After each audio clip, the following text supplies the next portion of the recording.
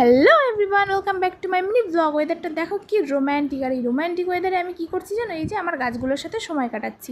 সকালবেলা উঠে গাছগুলোর সাথে সময় না কাটালে আমার দিনটা ভালো যায় না। তারপরে এই গাছগুলোর সাথে সময় কাটানোর পরে দাঁড়িয়ে দাঁড়িয়ে এই মাছগুলো দেখছিলাম। মাছগুলো দেখতে দেখতে আমার দেরি হয়ে গেছে, কারণ মাছের সামনে যদি আমি দাঁড়াই তো আমার সারা দিনটাই আমি পার করে দিতে পারবো ওখানে দাঁড়িয়ে দাঁড়িয়ে। আমার দেখতে এত ভালো লাগে। তারপরে নিচে আসলাম, নিচে এসে এক্সারসাইজ করলাম। এক্সারসাইজ করার পরে তারপরে একটু গরম জলের মধ্যে লেবু চিপড়ে জলটা খেয়ে নিলাম।